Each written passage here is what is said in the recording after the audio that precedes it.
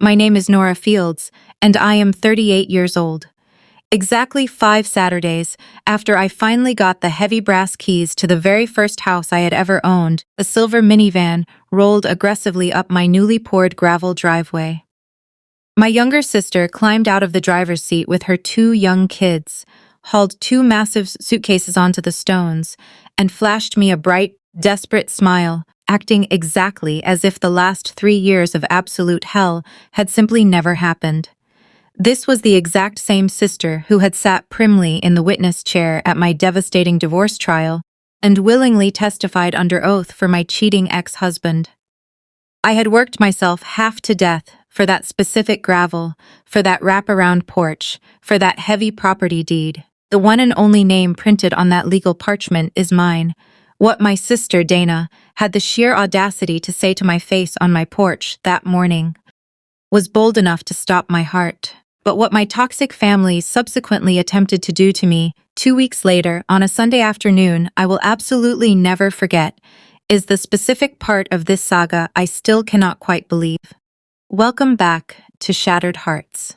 This channel is the exclusive sanctuary where women who were entirely stripped of their identities and forced to rebuild their lives from nothing finally share from exactly what that resurrection cost them and what they absolutely refuse to give up.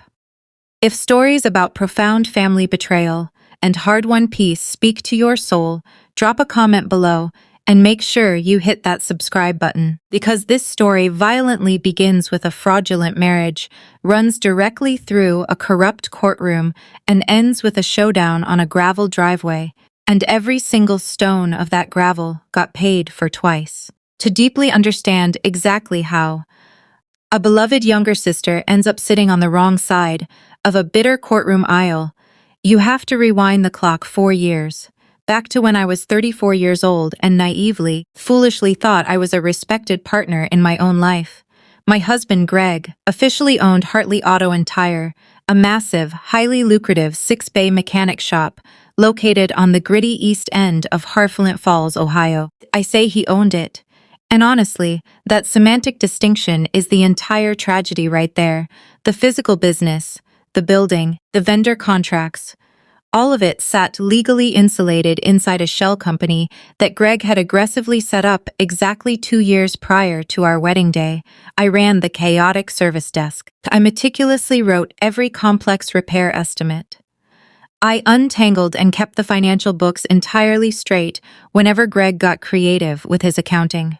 And I physically turned heavy wrenches in the bays when we were inevitably short a man, which was practically most weeks. The highly coveted county fleet contract, 30 massive commercial vehicles, came exclusively to us because their procurement manager deeply trusted my mechanical expertise, and absolutely everybody in the building knew it. Twice over the course of our marriage, I sat Greg down and calmly asked him to legally add my name to the company's operating agreement. Twice, Greg flashed his signature, dimpled, charismatic grin, and smoothly promised, "Next quarter, Nor." Greg possessed the kind of effortless, magnetic grin that could easily sell a rusted, broken frame to a seasoned state inspector. I blindly signed 11 grueling years of my prime youth over to that auto shop, one oil-stained, exhausting day at a time. And my name never, not once, made it onto a single legal page that actually mattered. There was a heavy combination safe bolted in the back office. Greg guarded the access combination to that safe the exact same way some men keep a mistress. Close, quiet, and exclusively just for him. I desperately told myself that every successful marriage inevitably has a locked drawer somewhere. That was the comforting, pathetic lie I could barely afford back then. The shop perpetually smelled like heavy brake dust and burnt coffee. And I profoundly loved that blistering, deafening building the exact way you love a child you didn't legally get to name. Looking back with 20/20 hindsight, the blazing warning signs were stacked up around me, exactly like a massive parts order that absolutely nobody wanted to check in. I meticulously checked absolutely everything else in that building. The one and only inventory I never bothered to run was a background check on my own husband. Here is exactly what you deeply need to understand about my family of origin. And I will keep the history brief because it absolutely isn't pretty. My dad, Ray Fields, dropped dead of a massive sudden heart attack when I was 19 years old and Dana was barely 12. He was a master machinist who owned a heavy craftsman toolbox he had purchased, used the exact year I was born. And he was the absolute only person in that sprawling house who ever bothered to ask me what I actually wanted out of life. After his sudden funeral, my mom, Carol, went completely, suffocatingly dark for about half a year, the specific kind of devastating, negligent dark where the electric bill goes entirely unopened on the counter. So, I did what was required. I immediately quit the technical program I had started. I took a grueling, minimum wage job at a local quick lube, and overnight, I forcefully became the family's load-bearing structural wall. I paid out of pocket for Dana's expensive summer camp when she was 13. I paid for her extravagant prom dress when she was 16. My mom had a highly specific phrase she deployed exactly like a religious prayer every single time, and Dana recklessly stumbled. I successfully caught her before she hit the ground. "You're the strong one, Nora." She said it with a chilling, detached finality. Exactly the way you would casually read a warning label on an industrial machine, as if the unyielding durability had been permanently printed onto my soul at the factory. I vividly remember handing a 16-year-old Dana a massive stack of cash to cover that prom dress. Money I had painstakingly earned lying flat on my back under leaking trucks. And she snatched the cash from my hand without even bothering to look up from her phone and snapped, "You'll be fine. You're always fine." She was only 16, and she had already flawlessly mastered the toxic family mathematics. Fine was officially my job title. I tragically mistook being desperately needed for being unconditionally loved. And I want to be brutally, intensely honest with you. I kept actively making that exact same catastrophic mistake for a very long time. That mistake had an astronomical compounding price tag attached to it the entire time. I simply hadn't been handed the final invoice yet. My dad's heavy metal craftsman toolbox came exclusively to me after he died. Entirely, because absolutely nobody else in the family wanted to haul the heavy metal around. I hauled it everywhere I went for 19 years. Some privileged people inherit massive trust funds or coastal real estate. I inherited the heavy, greasy thing you desperately use to fix other people's broken lives. And a family that arrogantly believed the fixing came entirely for free. Marriages inherently possess warning lights on the dashboard, the exact same way complex engines do. And mine started flashing a blinding, neon red the autumn I turned 34. Greg's cell phone suddenly began sleeping aggressively face down on the nightstand. There were sudden, urgent overnight inventory runs on Thursday nights that miraculously returned with absolutely no new inventory. He frequently came home smelling sharply of a high-end restaurant we absolutely never frequented. I am a master mechanic. I absolutely do not ignore a flashing warning light and blindly hope the engine fixes itself. I pull the diagnostic code, so I quietly drove past the massive luxury car dealership across town on a random Thursday evening. I clearly saw his custom truck parked discreetly behind the building. It was parked directly next to a bright red coupe that belonged to Brittany, the finance woman who had been aggressively flirting with him at every single industry trade show since forever. I sat in my idling car in the dark lot long enough to be absolutely, legally certain. Then I drove home, sat in the dark living room, and asked him straight to his face. At our own kitchen table, absolutely no hysterical shouting. Greg didn't even bother to deny it. He didn't even grant me the basic human dignity of a frantic lie. He folded his hands exactly like a lone, calculating corporate officer and smoothly said, "Let's keep this entirely civilized, Nor. There is absolutely no need to burn the shop down to the ground over this." The shop, his very first, immediate thought was protecting the shop. Mine absolutely should have been, too. Because exactly 1 week later, I walked into his private office after hours, and I found the back office safe hanging wide open. Greg was notoriously, dangerously careless whenever he was romantically distracted. I looked inside, and I carefully read exactly what was hidden in there. The original corporate company papers, drafted years older than our actual marriage. His name, and his name alone, listed as the sole owner, and stacked neatly beneath them were monthly bank statements for a high-yield shadow account I had never, ever seen before. The statements clearly showed steady, massive sums of liquid cash actively walking out of the auto shop's operating budget, meticulously funneled into a side account labeled renovations. We hadn't renovated so much as a bathroom faucet in 3 entire years. I stood completely frozen in that dark office, listening to the heavy furnace ticking, and profoundly understood that I wasn't just reading a cheating husband's financial paperwork. I was reading an exit plan, and it had been actively in motion while I was still happily ordering his expensive birthday cakes. I photographed absolutely nothing. I physically took nothing from the safe. I just quietly closed the heavy steel door and started making a mental, itemized list in my head of absolutely everything in that massive building that my calloused hands had physically built, and my legal name had never, ever touched. I quietly hired a ruthless divorce attorney the very next week, a sharp, incredibly small woman named Alvarez, who wore thick reading glasses on a silver chain and absolutely did not sugarcoat the impending bloodbath. She laid the brutal reality out plain on her desk. The auto shop was officially classified as premarital property, his corporate shell company, his legal name. My absolute only viable legal path to securing a payout was to definitively prove what family law calls active appreciation. I had to prove to a skeptical judge that the massive business had grown exponentially in financial value during the marriage, strictly, undeniably, because of my unpaid, undocumented labor. 11 years of complex repair estimates, the massive county fleet accounts I had secured, and the tangled payroll I had managed.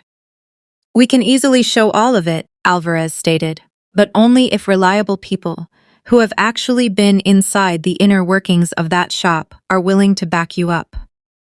Marcy, the veteran bookkeeper whom Greg had aggressively pushed out the year before, was firmly on my witness list. So was Dana. My little sisters had worked our front service desk for 2 solid years after her second corporate layoff. She had answered the phones I personally paid her to answer. She had stood in that building every single day and clearly seen exactly who ran that place. Family witnesses read exceptionally well with weary family court judges, Alvarez had noted. I vividly remember feeling something almost resembling profound relief in that office. Meanwhile, Greg began to move exactly like a man who had thoroughly rehearsed for a siege. My administrative login access to the shop's computer system mysteriously died on a Tuesday morning. The physical locks to the garage bays were completely changed on a Friday evening, and my heavy brass key to the building I had personally opened at 6 a.m. for a decade instantly turned into a useless souvenir. The renovations account that Alvarez's forensic guy eventually uncovered had been silently feeding untaxed cash, somewhere soft and incredibly hard to trace for over 2 years. Every single legal move I made strictly by the book. I didn't illegally take a single dollar from the joint accounts. I desperately wanted to win entirely clean, because being clean was the absolute only thing I had left in my life that was fully, undeniably mine. Then, Alvarez called my cell phone on a bleak, freezing, gray afternoon in March. She stated that the opposing counsel had officially filed their final witness list for the upcoming trial, and she read the names out to me incredibly slowly. There was one specific name she read twice, assuming there had been a typographical error: my sister's name. On his list, I stood perfectly still in my cramped, rented kitchen. I held the phone to my ear, listening to the cheap refrigerator hum, doing the horrific family math, and aggressively refusing to accept the answer. The sterile hearing room in the downtown county courthouse featured flickering fluorescent lights and a cheap industrial carpet, the exact depressing color of old chewing gum. And that is the precise, suffocating room where my little sister happily buried me alive. Dana walked through the heavy wooden doors, wearing a conservative blue dress I had never seen before in my life, and she absolutely did not look in my direction a single time as she took the witness chair. She sat there, placed her hand on the Bible, and coldly stated under oath that I had always explicitly called the massive auto shop Greg's business. She testified that I frequently referred to myself to customers as just an employee. She claimed that I was, in her exact, rehearsed words, impulsive with money, and that she had personally heard me loudly complain about my own reckless spending habits on the shop floor. She delivered the devastating lies in the flat, practiced voice of somebody meticulously reading a script they had aggressively rehearsed in a bathroom mirror for weeks. And with those few, poisoned sentences, 11 grueling years of my calloused hands and masterful mechanical work instantly evaporated into a paycheck that I should be profoundly, legally grateful to have received. Salvarez objected fiercely wherever she legally could. It barely mattered. A family witness reads exceptionally well with exhausted family court judges. Remember? It reads incredibly well in both directions. My mother, Carol, actually sat in the courtroom gallery that fateful day, and she purposefully, deliberately chose to sit on Dana's side of the heavy wooden aisle. She sat with her purse clutched tightly in her lap, her eyes perfectly forward, exactly like she was attending a tedious church service she didn't particularly love, but would absolutely never dream of leaving early. During the afternoon recess, I finally caught up with Dana by the humming vending machines in the long, echoing marble hallway. I didn't scream. I simply looked at her and asked exactly one thing. Why? She violently refused to look at my face. She stared intently at the rows of candy bars inside the machine, looking absolutely anywhere that wasn't my eyes. And then, she gave me the exact same suffocating answer she had been giving me since she was 16 years old. You'll be fine. You're always fine. Then she turned on her heel and walked directly back into the courtroom where she had just sworn to God to tell the whole truth. I stood completely alone in that hallway, with my quarters clutched tightly in my sweating hand, and I finally, truly heard that toxic sentence for what it actually was. It absolutely wasn't blind faith in my resilience. It was a signed permission slip, cheerfully endorsed by absolutely everybody I loved, explicitly authorizing them to aggressively take whatever I had. Because the strong one miraculously regrows whatever you cut off of her. That is exactly what they all selfishly believed. I had tragically believed it too. And the monumental bill for believing that lie was about to come painfully due. The judge's final ruling came down in early June, like a fatal guillotine. The massive auto shop was legally deemed Greg's premarital, untouchable corporate property. My intricate active appreciation legal claim, entirely gutted and discredited by my own sister's sworn testimony, was abruptly settled with a pathetic, insulting cash buyout of $40,000, 11 entire years of my life. $40,000. Call it roughly $10 a day. I did the agonizing division on a calculator one night in my dark apartment, and I violently wished I hadn't. The beautiful rental house went completely to him, too. His name was on the lease, and his landlord buddy was more than happy to keep him. I was legally given exactly 2 weeks to collect my personal property from the shop. I took exactly one thing, my dad's heavy craftsman toolbox. Every single heavy drawer of it was bought and paid for by Rayfield's the exact year I was born. And there was a faded, handwritten bill of sale tucked in the very top drawer with the name Fields proudly inked on it. So even Greg's ruthless lawyer couldn't legally pretend it belonged to the company. I rolled the heavy metal box across the parking lot on a Tuesday morning while 2 young techs I had personally trained awkwardly pretended to be incredibly busy. Greg stood arrogantly in the open door of Bay 1, holding his coffee cup, watching me struggle, looking as comfortable and entitled as a landlord. When I finally got to my pickup truck, he casually raised his cup in a mock salute and shouted, "No hard feelings, nor." I ran the heavy box up the ramp, strapped it down, and drove off his property. I did absolutely not grant him the pathetic rearview mirror check he was so desperately hoping for. That exact same night, my mother finally called my cell phone. I sat on a bare mattress on the floor of my new cramped apartment and let it ring twice before I finally answered. And I will openly admit, a tiny, pathetic part of me still desperately expected her to ask where I was sleeping. She absolutely didn't ask.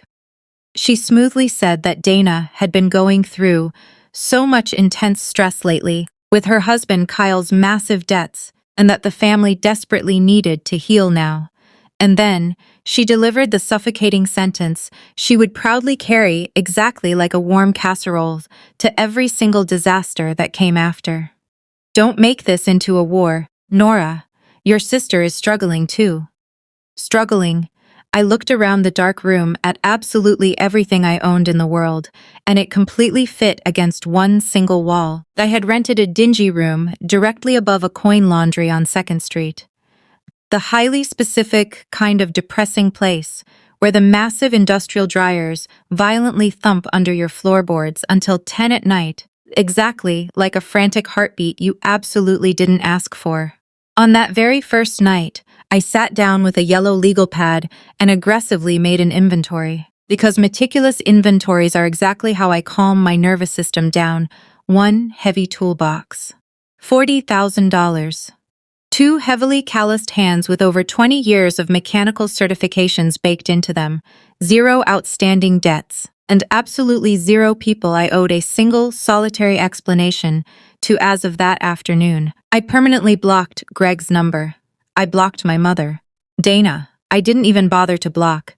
I just completely stopped answering. And if you have never truly felt the profound psychological difference, it is the exact difference between violently slamming a heavy door and simply deciding to never stand in their doorways anymore. The fourth item on that yellow pad, I wrote incredibly slowly, in sharp capital letters, exactly like a binding work order.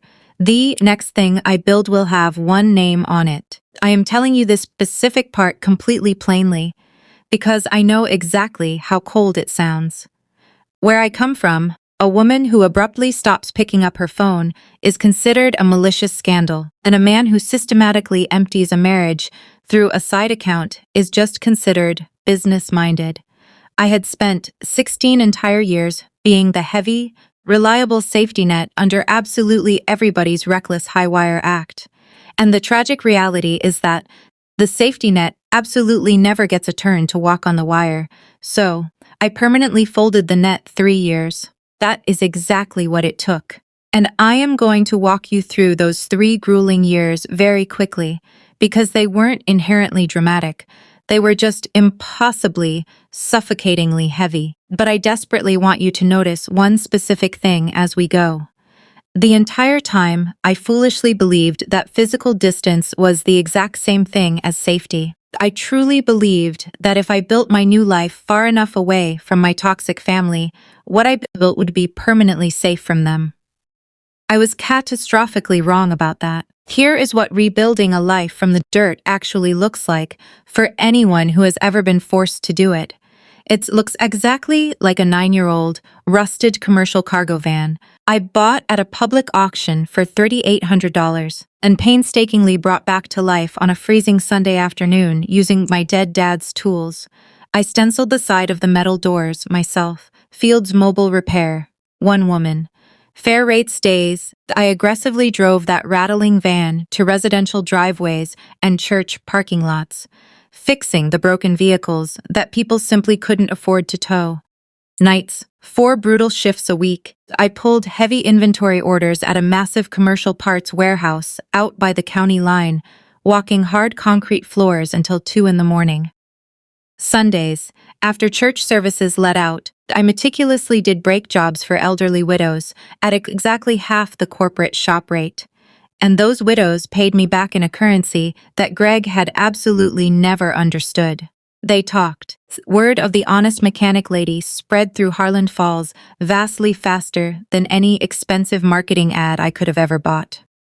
The massive county fleet manager called me himself. He bluntly stated that Hartley's repair quality had violently gone downhill the exact second I left, and he seamlessly moved the entire 30-vehicle government contract directly to my tiny, rattling van. I slept exactly 5 hours a night. I ate cold lunches sitting on an overturned milk crate. I taped a massive savings goal to the cracked dashboard of the van, and I watched the numbers slowly, agonizingly climb. Exactly like a frantic patient watching a heart monitor, people constantly ask me why I didn't just pack up, move away, and start over somewhere entirely anonymous. Because Harland Falls was my town too. I had fiercely earned every single calloused wrench I owned there, and I was absolutely not going to let the pathetic people who took the shop successfully take the map too. If you have ever stubbornly refused to be the one who leaves, tell me in the comments. I read them and stick around, because the hardest part of this entire story wasn't the grueling manual labor. The work was incredibly simple. The hard part drove up my fresh gravel 3 years later, wearing my sister's exact face. Anyway, on a torrential, wet Tuesday in my second year of grinding, a massive commercial tow truck completely died on the narrow shoulder of Route 9. And stopping to check on it changed the entire trajectory of my life. The dead wrecker officially belonged to Novak's Garage, a legendary 4-bay shop on the west edge of town that had been operating since before I was even born. Sitting frustrated behind the wheel was Walt Novak himself. 71 years old, wearing a faded flannel shirt, possessing hands that looked exactly like gnarled tree roots. His commercial fuel pump relay had completely cooked itself. I possessed a spare one in the back of my van. I crawled under the truck, swapped the part on the muddy shoulder in the pouring rain, and when he gruffly asked what he owed me, I quoted him the exact wholesale price of the part, plus 20 minutes of my standard labor rate. Exact. He stared at the handwritten invoice for vastly longer than the actual repair took. Most mechanics aggressively pad the bill for a stranded old man on the highway, or they dramatically waive it completely to look like a benevolent saint. An honest, mathematically precise number apparently read to him exactly like beautiful poetry. The very next week, he called my cell phone and generously offered me the use of his empty weekend bays. Overflow work. Absolutely no strings attached. Novak's was incredibly worn, but structurally solid. The highly specific kind of old-school shop, where the massive floor jack is significantly older than the junior apprentice, and absolutely nothing important is ever left broken. Walt had buried his beloved wife 2 springs prior. He had absolutely no kids interested in taking over the brutal trade. He moved significantly slower than he wanted to, and he meticulously watched me work the exact way old master machinists watch, saying absolutely nothing, missing absolutely nothing, on his cluttered office wall, right next to a faded calendar from a parts supplier that went bankrupt in the 90s, hung a tiny, hand-painted wooden board. The white paint had gone completely amber with age and motor oil. Fair price. Paid in full. No favors. I asked him about the sign once. He grunted and said his own father had painted it the exact week the garage originally opened. He said that strict philosophy had cost the family a few greedy friends over the decades, but it had successfully saved the business about a dozen times. I wrote nothing down. I didn't need to. Some profound sentences go directly into your soul, exactly like a press-fit steel bearing, and you only find out years later that they are the exact thing, holding your entire internal assembly together. Walt started casually calling me on Tuesdays about complex jobs that stumped his young, arrogant tech, Denny. Then he started calling me on Tuesdays about absolutely nothing at all. I didn't know it yet, but the old man was rigorously interviewing me. He knew exactly what he was doing. The devastating, unvarnished truth about my sister finally found me on a freezing loading dock at 11 o'clock at night. The exact way truth usually does. completely off-duty and entirely unannounced. Marcy Bell, Greg's former bookkeeper, who had been ousted, had taken a desk job at the same parts warehouse where I worked nights. One agonizingly slow shift, we ended up stacking heavy cores side by side. She politely asked how I was holding up. Then, she went incredibly quiet in a way that possessed immense, terrifying weight to it. She said there was something horrific that had sat terribly wrong with her conscience for 2 entire years. Exactly 2 weeks before my brutal divorce trial, she still had administrative access to the shop's financial accounts, the tail end of her bitter notice period. She explicitly watched Greg cut a massive cashier's check for $18,000 against a corporate credit line, and she physically overheard him on the office phone with Kyle, Dana's husband. He was explicitly telling my brother-in-law that their crippling car debt was officially handled, and that there would seamlessly be a second, identical check issued right after the divorce trial settled down. Greg smoothly called it, keeping the family tidy. Marcy tearfully said she would have come forward at the time, except she had signed ironclad papers on her way out and desperately needed her pension, and she was deeply ashamed of her own cowardice anyway. I looked at her and I told her the absolute truth. It wouldn't have been legally admissible without hard proof, and it wouldn't have mattered to the judge. What truly mattered in that moment was the brutal arithmetic. My own sister's ultimate loyalty had a distinct, printable sticker price, $18,000 total. Roughly the exact same amount I had personally paid out for her across all those exhausting years of summer camps, prom dresses, and financial rescues. And Greg had simply, cleanly bought the volatile asset right out from under me, exactly like a wealthy man picking up a repossessed truck at an auction. I silently clocked out of my shift, sat alone in my freezing van in the dark lot for a long while with my calloused hands gripping the steering wheel at 10 and 2, and then I went right back inside and finished the grueling shift, because the heavy parts orders absolutely do not pull themselves. At the door, Marcy gently touched my sleeve and lowered her voice, as if the cardboard boxes were actively listening. "And just between us," Marcy whispered, "he never actually mailed the second check. I want you to heavily remember that specific detail. It is a massive, load-bearing detail. It comes violently back. Through all 3 of those grueling years in the dirt, my mother maintained a relentless voicemail campaign, running with the terrifying discipline of a utility billing company. I saved some of them on my phone. Not for legal evidence. There was absolutely no case left to build. I saved them just so I would stop questioning my own sanity later and wondering if I had simply imagined the toxic pattern. Not one single message asked where I was living. Not one asked if I was eating, sleeping, or successfully making it. They exclusively asked things of me.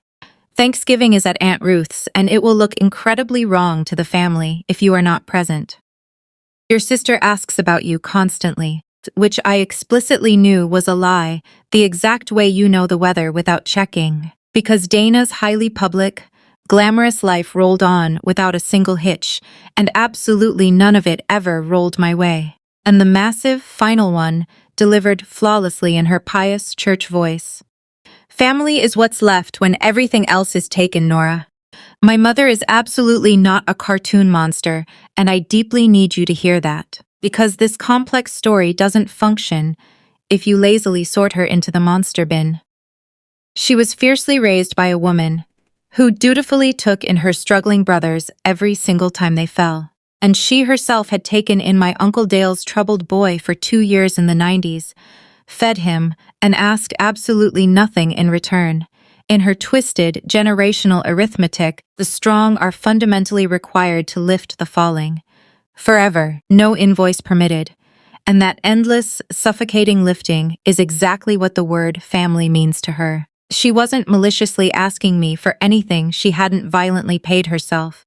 That is exactly what made it so incredibly hard to hate her, and so absolutely, fundamentally necessary to stay entirely away from her. Every October, a generic birthday card still arrived at my sterile P.O. box, her flawless handwriting getting slightly shakier, a crisp $20 bill folded inside, exactly like I was still 12 years old. I kept every single card. I meticulously mailed every single $20 bill right back. You can genuinely love toxic people from a massive distance.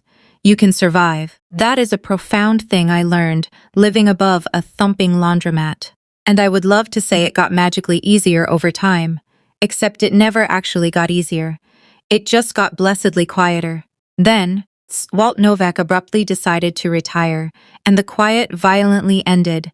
He casually told me on a Tuesday, over bitter coffee from his ancient percolator, that his niece had officially filed their notice, and he was listing the entire massive property in the spring. The commercial garage, plus the beautiful two-bedroom residential house situated on the exact same lot. The very house he and his wife had lived in for 40 years, exactly 30 steps from Bay 1, across a sweeping gravel yard. The aggressive commercial realtor said $310,000 for the entire package. Walt watched me silently absorb that staggering number, then said the exact thing I still hear echoing in his gruff voice before it goes public. You want it? It's yours to earn, fair price, paid in full, absolutely no favors. His strict terms were incredibly simple and absolutely not soft. He would personally carry a private note himself for $130,000, 10 years at exactly 6% interest. Because he fiercely wanted the historic shop to stay a functional shop, and he had quietly decided I was the exact one who would keep it one. The remaining balance was entirely mine to raise. I had $92,000. The $40,000 from the insulting divorce settlement that I had never, ever let myself touch, and $52,000 more that 3 years of brutal double-shift manual labor had stacked up. Exactly $100 at a time.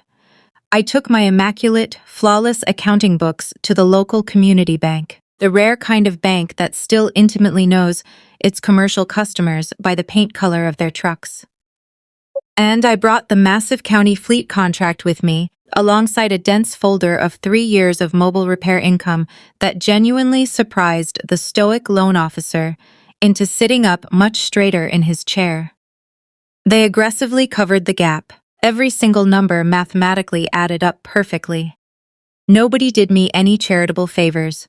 And if you think I am meticulously walking you through this exhausting financial math to brag, I promise you I am not. I am walking you through the exact math, because in about 20 minutes of this story, a group of highly entitled people are going to stand directly on that expensive gravel and arrogantly tell me that absolutely none of this counts. The freezing night before closing, I lay wide awake until 3 a.m., and it absolutely wasn't the crushing commercial debt keeping my eyes violently open. For 19 years, I had possessed absolutely nothing anyone could take from me. Now, there would definitively be something massive. Having something beautiful is its own highly specific kind of terror. Closing day was a crisp Friday morning in September, sitting in a sterile title office, featuring terrible landscape paintings and wonderfully strong coffee. 11 massive signatures. I counted them the exact same way you count the lug nuts on a tire, because structural torque matters, and so do legal endings. And then, the heavy parchment deed printed out, as plain and undeniable as a parts label. And on the legal owner line, exactly one name, Rona Fields, not a shielded shell company Greg built before a wedding. Not a vulnerable lease under somebody's shady buddy. One name, mine, on the land, the heavy walls, and the roof. Permanently recorded at the county courthouse, for absolutely anyone to look up until long after I am dead and gone. Walt shook my hand exactly once, incredibly hard, the exact way you would perfectly seat a hose clamp, and he handed me both sets of heavy brass keys on a plain steel ring. That exact afternoon, I performed the absolute only ceremony I cared about. I backed the rattling van up to Bay 1, dropped the heavy metal ramp, and proudly rolled my dead father's Craftsman toolbox across the pristine concrete to the far left-hand corner. The exact same corner he had kept it in at our old house on Cedar Street when I was a little girl standing on a milk crate just to watch him work. 19 years that heavy box had been in forced exile. Crappy rental garages, cramped rooms, and the dusty back of a cargo van. I set the heavy wheel locks with my steel-toed boot and stood perfectly still in the massive, empty shop, with my hand resting flat on the cold metal lid for a long while. And if you had walked in, you would have simply thought I was checking the gloss of the paint. That night, I slept heavily on an air mattress in the absolute middle of the empty, beautiful living room. Absolutely no curtains yet, blinding moonlight spilling all over the hardwood floor.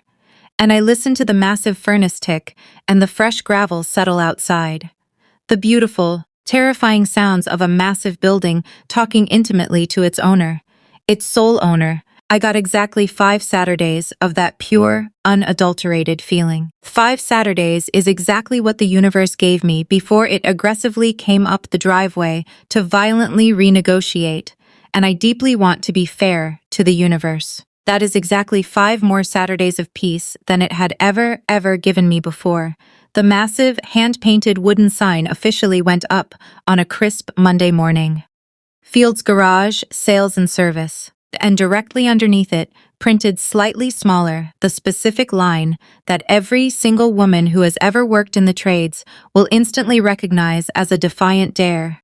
Nora Fields, owner. The very first week of operations ran exactly the way every female business owner is expecting me to say it ran. A burly man in a heavy commercial jewelry truck walked into the lobby and aggressively asked to speak to the owner.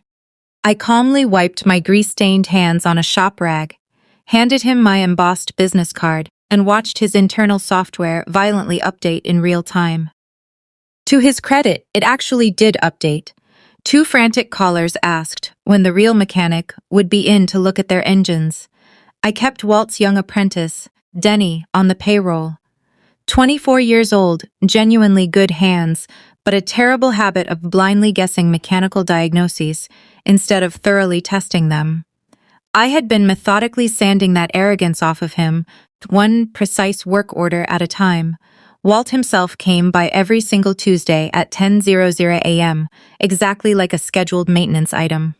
He stubbornly bought black coffee from the carafe with exact physical change, even though the coffee was permanently free for him for the rest of his life. He sat in his worn leather chair by the front window, and he offered absolutely no unsolicited advice unless I explicitly asked for it. Which is, without a doubt, the absolute rarest, most profound form of love I have personally ever encountered. The first month's revenue seamlessly covered the commercial mortgage, the private note to Walt, the replacement parts, Denny's salary, and the massive liability insurance, with just about enough left over for a cheap pizza. It wasn't a miraculous windfall, it was a margin, and clean, hard-fought margins are absolutely all I have ever asked the universe for. Right before opening day, I had found Walt's father's tiny, hand-painted board buried in a dusty desk drawer where he had left it, wrapped carefully in a clean shop towel, exactly like a holy relic. I fundamentally understood the heavy message exactly the way he intended it. I put a beautiful custom frame around it and hung it directly behind the cash register, where you absolutely cannot miss it while you are paying your bill. Price, pet in full. No favors. A retail customer once asked me if the sign was some kind of strict religious thing. I looked at her and replied, "Closest thing I've got." She laughed politely. I wasn't entirely joking, and I was going to find out incredibly soon exactly how much I wasn't joking. News in an industrial town like Harlan Falls doesn't officially travel through the newspapers. It travels rapidly through open hoods and delivery routes. A fleet driver dropping off a massive plow truck casually told me that 2 of Greg's absolute best mechanics had violently walked out on him over bounced paychecks. A local parts rep, the exceptionally chatty one, casually mentioned that Hartley Auto and Tire's massive corporate account had officially gone to cash on delivery, which, in our brutal, razor-thin margin world, is the exact sound of a corporate heart monitor rapidly slowing down the county fleet contract, which was securely mine now, had been the vital, load-bearing spine of Greg's entire cash flow. and I knew vastly better than anyone alive exactly what its abrupt departure would do to his spreadsheet, because I am the specific person who had desperately kept that fatal financial wound closed for 11 years. Brittany's bright red coupe, I heard through the grapevine, was last seen speeding completely out of town in the early spring. I absolutely did not celebrate a single piece of this devastating news. And I deeply want to be precise about exactly why, because this specific mindset matters to how the entire story inevitably ends. A man violently drowning in his own arrogance is absolutely not my victory. It is simply water inevitably finding its natural level, and I had bays full of paying work to do, and absolutely no time to stand on the riverbank gloating. The other piece of catastrophic news came aggressively filtering through the family channel. Aunt Ruth, to my mother, to the church lobby gossips, directly to me. The exact way all highly classified family trauma travels. Kyle had abruptly left Dana. He had fled to Texas for a lucrative job that may or may not have actually existed, maliciously leaving her the rattling silver minivan, the two young kids, and a massive residential mortgage that was already 3 months severely behind. And here is the specific, horrifying part that perfectly closed a narrative loop I had been stubbornly holding open since a freezing loading dock 2 years prior. The crushing credit card debt. The famous $18 Zuzane of ultimate sisterly loyalty money had absolutely never been finished off. Greg's promised second check completely failed to materialize after the divorce trial ended. The massive, unpaid balance had been violently growing, compounding teeth the entire time, and a ruthless collection agency officially owned it now. The blind loyalty my sister had enthusiastically sold me out for had tragically turned out to be a bounced, fraudulent promise from a narcissistic man who eventually bounced absolutely everything in his life. I found all of this out on a busy Thursday. Bad news aggressively travels at the speed of family. By Saturday morning, my cell phone unexpectedly lit up with a contact name it hadn't displayed in 3 entire years. The very first text message simply said, "Donna, heard about the shop. So proud of you, sis!" Exclamation points scattered exactly like cheap confetti. We should catch up. Absolutely nothing in the text about a brutal courtroom. Nothing about a conservative blue dress in a witness chair. 3 whole years of deafening, unapologetic silence, and she has the unmitigated audacity to open with pride. As if personal pride were hers to graciously hand out over the empire I had built inside the smoking crater she had eagerly helped dig. I read the message standing at the cash register, directly under Walt's father's hand-painted board, and I did absolutely not answer it. The second text message arrived exactly 5 days later. Dana. Mom says the new house on the lot has 2 bedrooms. Bet it's beautiful. And there it is, I thought. There is the tape measure, because that absolutely wasn't a sweet compliment. That was a calculated real estate appraisal. And I had been expertly reading Dana's manipulative appraisals since she was 16 years old. I stood in my kitchen and furiously typed out a response that was entirely lowercase, raw, unadulterated hurt. I deleted it. I typed a significantly colder one, an aggressive lawyer's answer. I deleted that one too. I must have frantically written her a dozen different replies over the course of 2 sleepless nights, sitting alone at my beautiful kitchen table in the house with exactly 1 name on the deed. And every single drafted version was me pathetically explaining myself to her, and somewhere just past midnight I finally, profoundly understood that explaining myself was the family's oldest, most punitive tax on me, and I was officially done filing those returns. I put the cell phone face down on the table. I would love to tell you I slept peacefully. Mostly, I just lay there in the dark, listening to my massive house deliberately hold its breath. Internet therapists will eagerly tell you that setting hard boundaries feels wildly empowering. Mostly, it just feels like standing completely still in heavy steel-toed work boots, terrified, waiting to find out exactly what the boundary is going to cost you. This time, the cost arrived on the fifth Saturday after closing. Mid-morning, I was lying flat on my back under a massive fleet pickup truck in Bay 1, wrestling with a stubborn transmission line, when I heard heavy tires violently come off the paved road onto my fresh gravel. Slow and incredibly certain. A vehicle that absolutely knew it had arrived somewhere it securely planned to stay. I knew the agonizing sound of the engine long before I saw the silver paint. A battered minivan with a tired, squealing serpentine belt that I would have happily fixed entirely for free once. Back when we were still actually sisters. Dana climbed out of the driver's seat, already aggressively performing. Sunglasses pushed up into her hair, arms thrown wide at the massive property, exactly like a glamorous game show hostess. "Oh my gosh, Nora, look at this place!" Tyler slid awkwardly out of the passenger side after her. 8 years old, all sharp elbows and anxiety, and little Emmy, 5 years old, dragging a heavy backpack with a sparkly unicorn on it, and the terrified sight of those two innocent kids it immediately put a sharp, violent hook directly into my chest. I deeply want to be honest about that, because absolutely none of what was coming was their doing.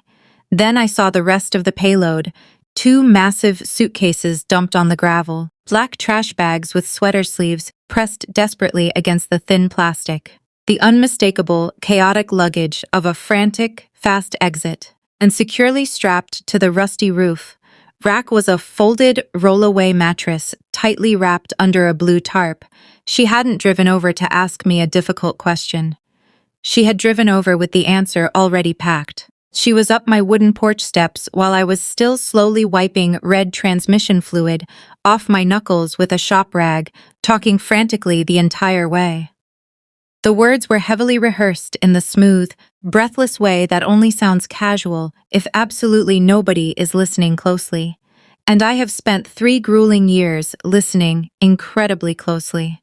"The kids can share the second bedroom, Nora. They are incredibly good sleepers. I'll just take the living room couch until we figure something out. It's strictly temporary, obviously."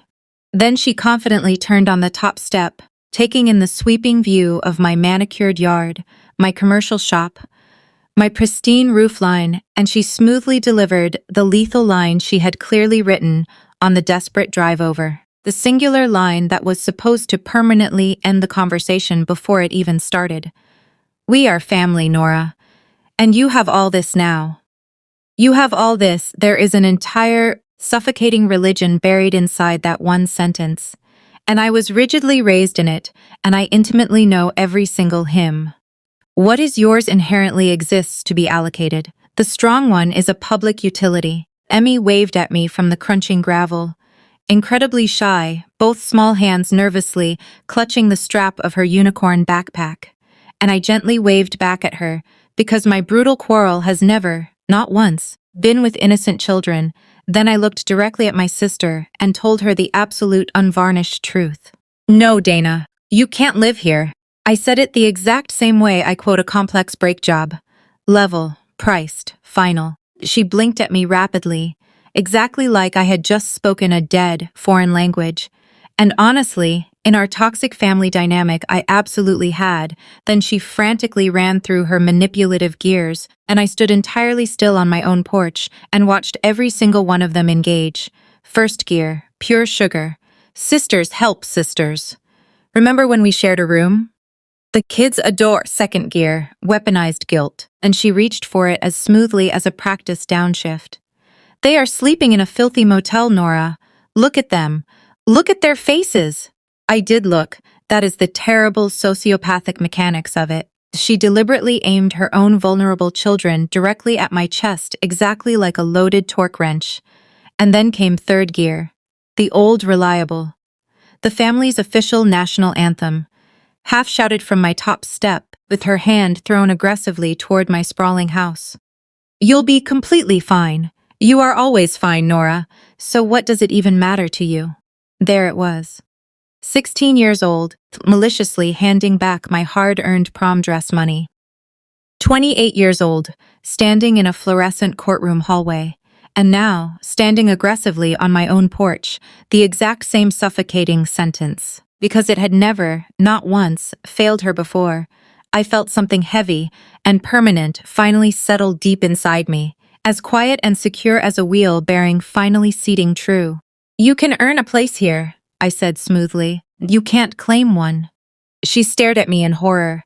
I don't genuinely think she understood it. Not then. It absolutely wasn't in any language our parasitic family spoke. She called me selfish.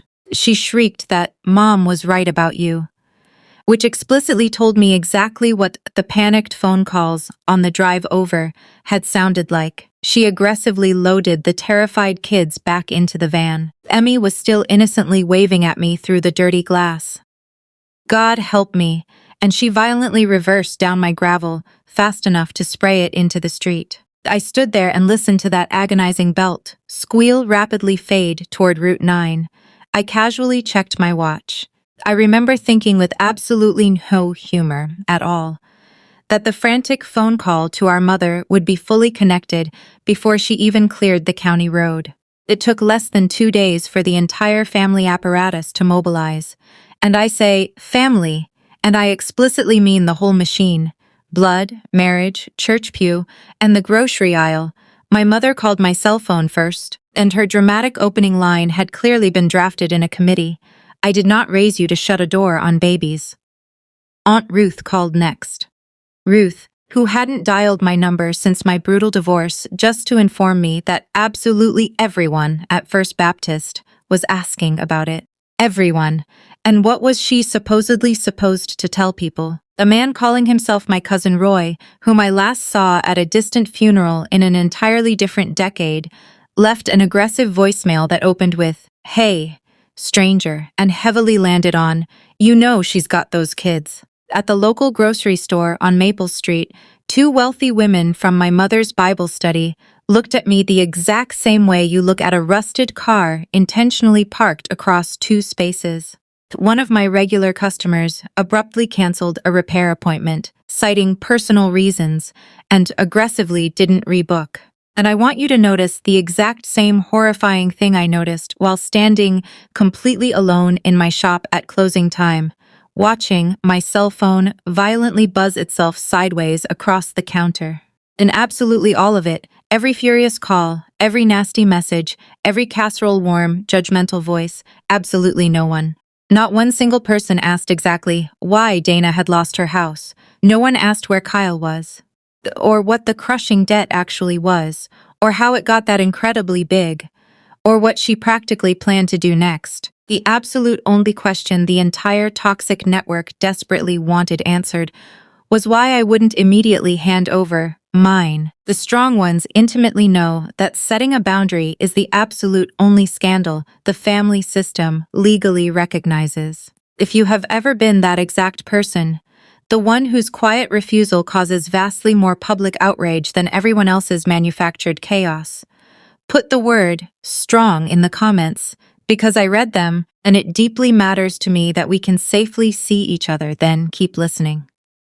Because on Wednesday night, on a late delivery run, I drove directly past the First Baptist Church parking lot, and what I clearly saw, parked in the far, dark corner, under the flickering security light, took every single bit of righteous anger I possessed, and violently bent it into something significantly more complicated. It was the silver minivan, backed completely into the darkest corner of the church lot, directly under the light. Parked the exact, permanent way you park when the vehicle is officially your address. The rear windows were packed flush to the glass. Plastic laundry baskets, the rolled-up mattress, a cheap lamp lying on its side, exactly like something that had completely given up.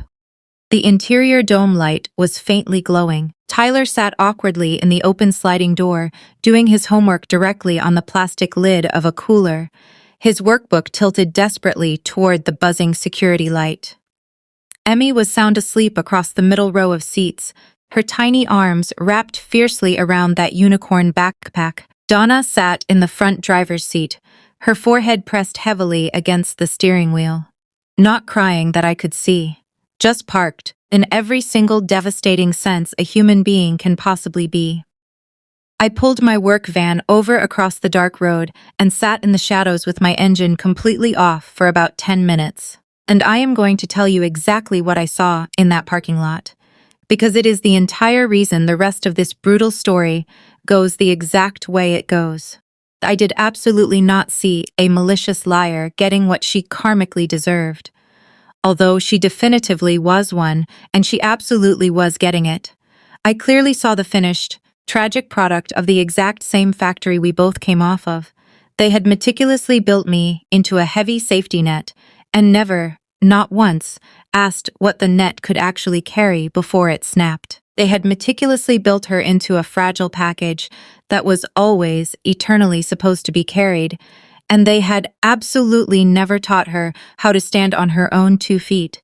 And then, the weak men who had eagerly promised to carry her, Kyle, Greg, the entire handshaking, arrogant lot of them, had violently set her down on the cold pavement and driven off. Her sisterly loyalty had been cheaply bought, with a corporate check that bounced. And now, the catastrophic bill was sleeping in a freezing minivan. In the morning, I discreetly called Pastor Hale from the church. I completely disguised my voice and told him a family in the congregation wanted to generously cover a full week at the Falls Motor Inn, plus a stack of grocery cards for a young mother in trouble, and to strictly keep the donor's name entirely out of it. And I meant every single word of the anonymity. That night, I finally understood the profound difference between actually helping someone and being completely consumed by them. One is a beautiful gift, the other is a lethal toll. That Friday, as if the universe were actively running a clearance sale on my past, Greg Hartley confidently walked into my shop, thinner, grayer at the temples, his signature handshake still perfectly calibrated to sell you something. He did a slow, arrogant lap of my immaculate waiting room, exactly like an appraiser.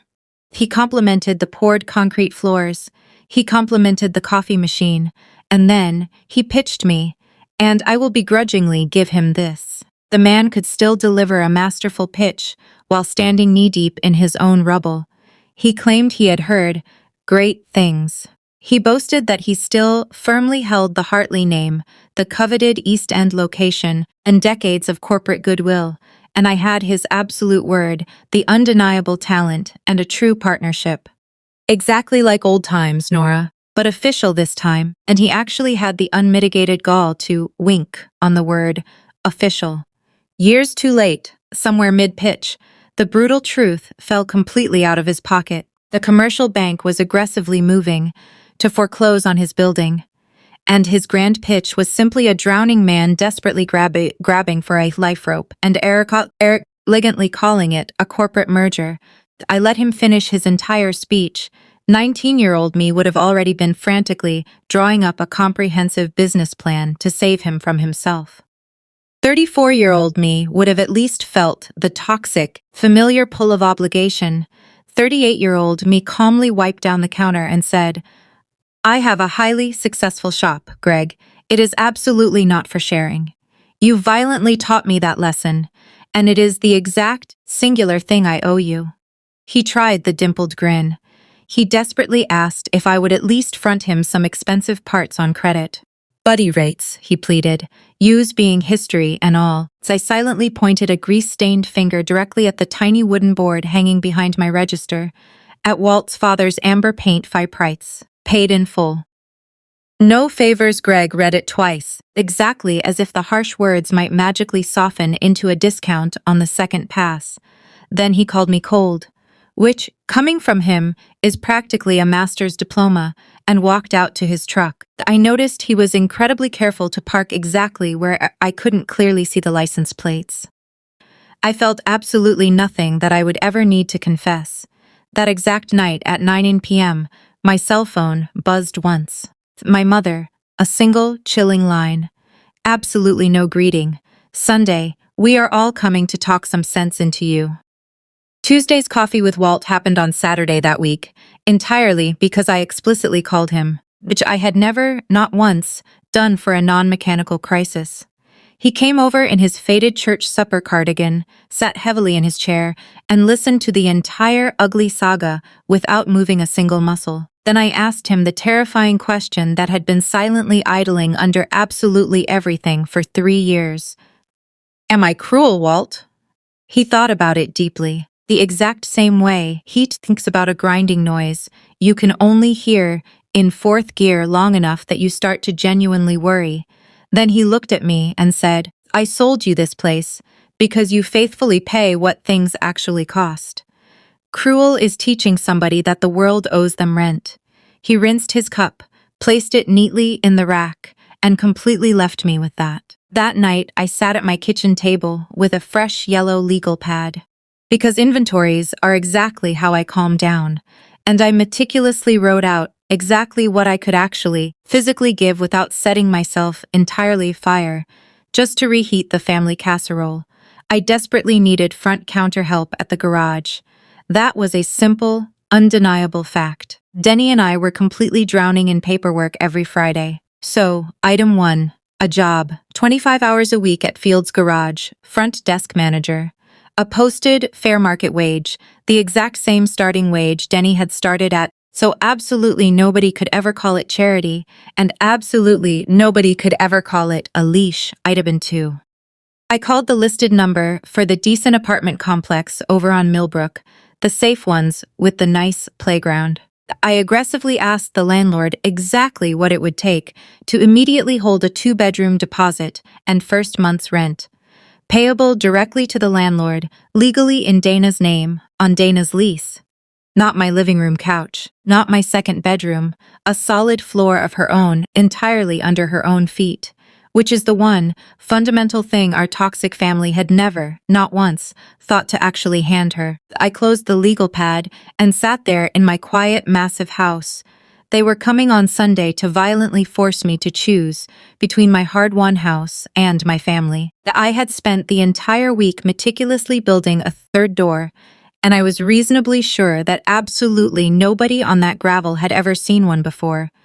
They came exactly at 2 p.m., immediately after church and lunch. 3 vehicles turning onto my pristine gravel in a slow, ominous line, exactly like a funeral procession. My mother's sedans, washed specifically for the occasion, Aunt Ruth's massive SUV, and the rattling silver minivan, which explicitly told me the anonymous motel week had ended, and the hostel summit had been scheduled accordingly.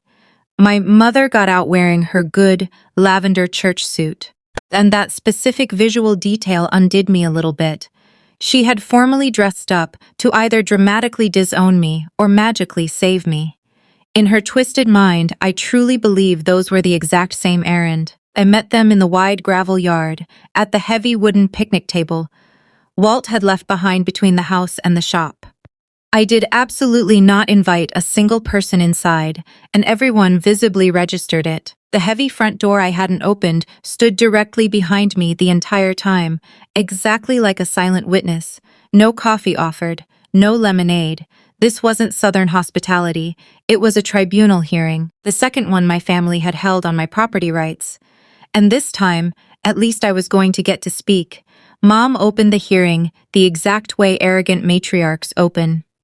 Not with a logical argument, but with a weaponized genealogy. Family is what is left when everything else is taken. Nora, her own mother, had taken in her struggling brothers every fall, every single time. She herself had graciously taken in Uncle Dale's boy for 2 years in the 90s, fed him, and asked absolutely nothing in return. Now, it was officially my turn.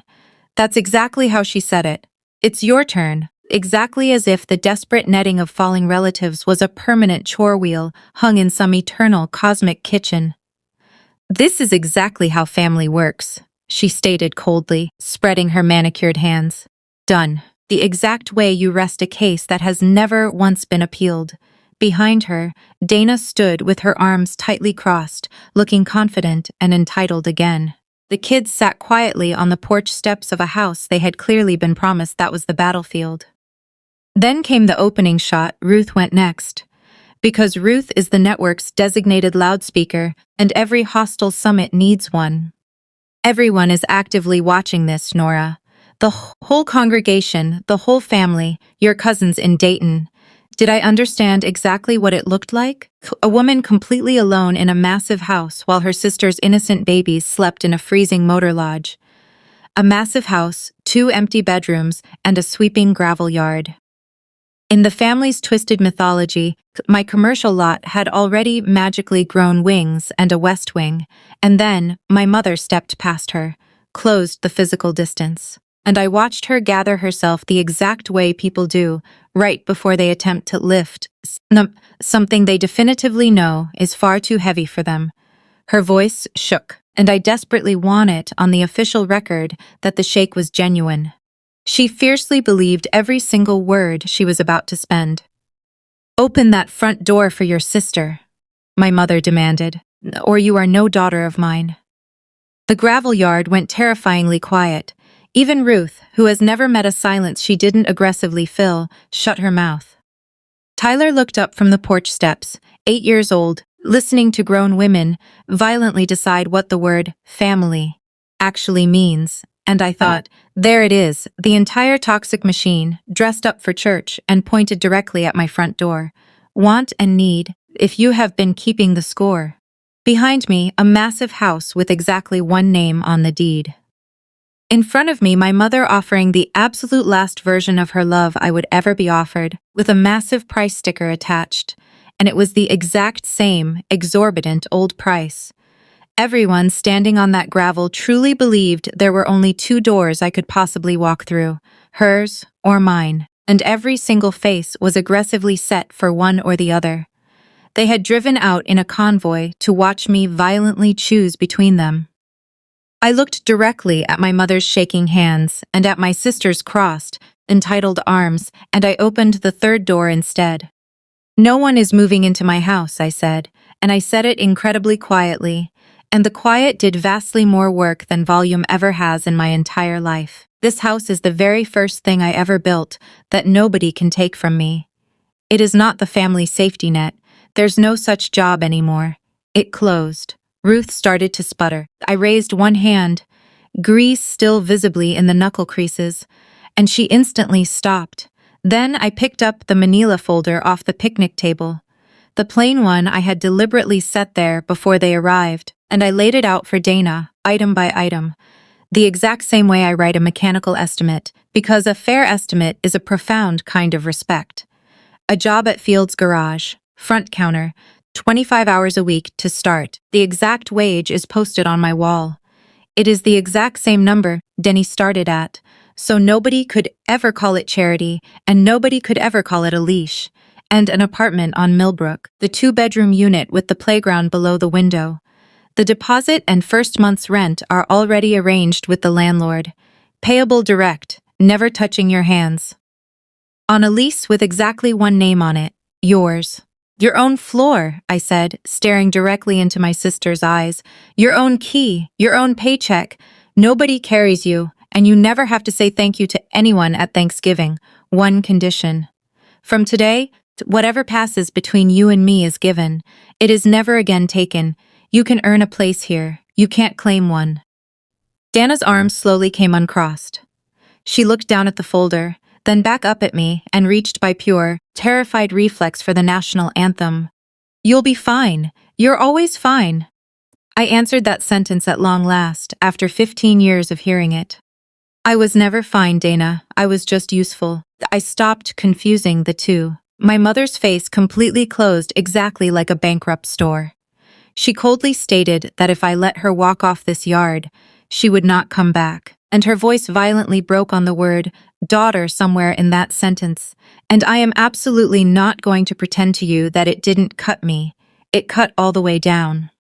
"I know," I said very softly. "I'm not closing the door, Mom. I'm just done being the door everyone walks through." She looked at me for a very long moment. My mother, in her lavender suit, in her 63rd year, and then she turned around, walked to her sedan, and drove off my gravel.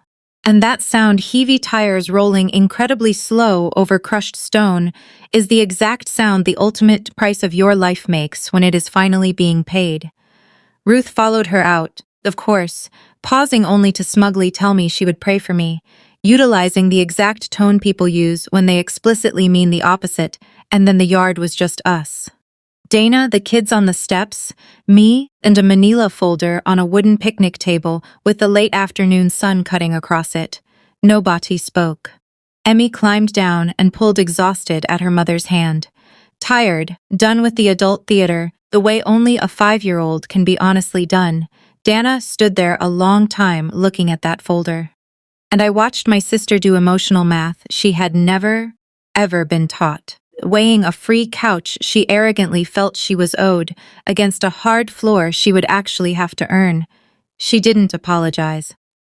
I want to be entirely straight with you. There was absolutely no cinematic hallway movie moment, no tearful hug, no crying in the gravel. She picked up the folder without meeting my eyes.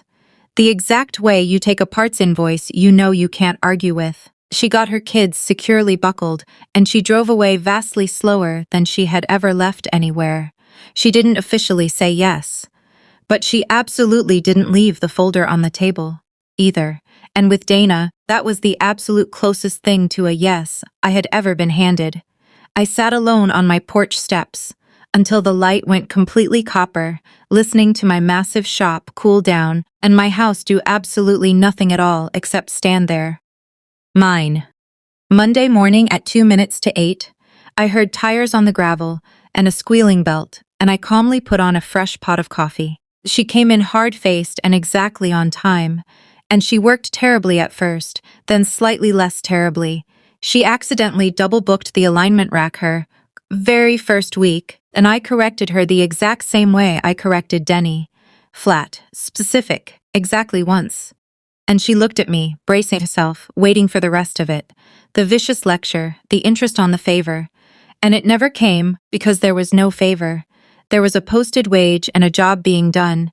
2 weeks in, I handed the physical paychecks across the counter. Denny's, then hers. Same envelope, same exact payday. She held hers for a very long time. First honest money of her entire life. I would bet absolutely anything that nobody owed her, gave her, or secretly slid to her under a table to keep the family tidy. She said exactly one thing, not looking up. Kyle never once told me the rent was due until it was already late. That was absolutely all. It wasn't an apology. It was a steel bearing finally seating itself, and I just nodded and let it seat.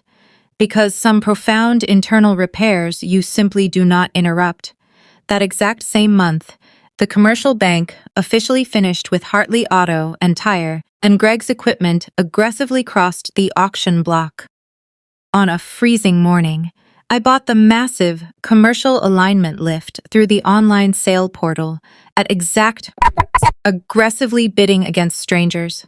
I paid in full that afternoon, and I sent a hired hauler for it, rather than walk that painful floor myself.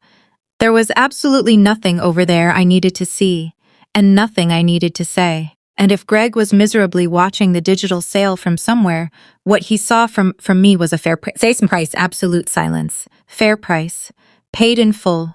No favors. It works ruthlessly in every direction. That is the entire point of the sign. It has been exactly 4 months since the Sunday on the gravel. And here is exactly where everything actually stands. No pretty bows on it. Donna is still working at the counter, 25 hours a week, surprisingly better at it than either of us expected. Incredibly sharp with the schedule, absolute murder on a double booking. She rents the Millbrook 2-bedroom, her name explicitly on the lease, and she paid the second month's rent entirely herself, and the third. And she is slowly chipping at that massive old collection debt entirely out of her own checks. No miracles. Just grinding installments, which is exactly how real people actually climb out of the dirt. Saturdays, Tyler and Emmy do their homework at the waiting room table, and Tyler has fallen profoundly in love with my father's heavy craftsman toolbox in the corner of Bay 1. Last week, I let him tighten his very first bolt, hand over hand on the ratchet, his tongue sticking out sideways with pure concentration, and I clearly heard my dead dad's voice come directly out of my own mouth. Snug is enough, kiddo. Strong doesn't mean stripped. Ray Fields would have deeply liked that boy. My mother has not called. A generic Christmas card came to the house in December. Her shaky hand simply signed, Mom, absolutely no apology. No questions, and I did with it exactly what I do. I put it on the stainless steel refrigerator, and I mailed absolutely nothing back but a generic card of my own. Signed, Nora, no apology. No questions, the door isn't violently locked. It just doesn't swing one way anymore. Ruth still aggressively tells the story, her way at First Baptist. I still lose the odd retail customer over the gossip. And the shop is still booked solid 2 weeks out, because the massive county fleet trucks absolutely do not care about my family reputation. They strictly care about their brakes. Donna and I don't hug. We talk about the shipping schedule, the parts orders, her kids, brake pads. Once in a while, she says something almost resembling the beginning of a courtroom apology conversation, and I let it start and let it stop exactly wherever it naturally stops. We are absolutely not what we were. We are something significantly smaller and infinitely cleaner, and it holds real weight. And in this toxic family, that makes it the absolute strongest thing anyone has built in 3 generations. Saturday at closing time, this is exactly how it goes now. Dana meticulously counts the register drawer, shuts down the system, and drives her kids home to her own apartment, where her own key opens her own door. Emmy waves happily at me through the back glass, the entire way down the gravel driveway, and I wave back until they are completely gone. I securely lock the shop, check the massive bay doors, rest my hand flat on my dad's heavy toolbox for a second, an old habit now, and walk the 30 steps across the crushed gravel to my own house, where my key, on its plain steel ring, officially opens the door to rooms that answer to exactly one name. The kitchen light comes on, the furnace ticks. 2 women from the exact same broken factory, each standing on her own floor for the very first time in either of their lives. Close enough to safely wave, far enough to actually stand. Here is exactly what I know now, and it ultimately cost me a mother to learn it. So take it entirely free of charge. Love that has to be paid like a crippling debt isn't love. And the exact day you stop being everyone's safety net is the day you finally find out who is ever actually holding a net for you. That's my story. One pristine deed with exactly one name on it, one sister's slowly earning her way back a paycheck at a time, and one heavy door that still doesn't open for absolutely anyone who won't knock first. If you have ever been the designated strong one, fiercely protect what you built and take today as your absolute sign. Share this with someone who desperately needs it. Drop a comment, hit subscribe, and I'll see you in the next one on Shattered Hearts.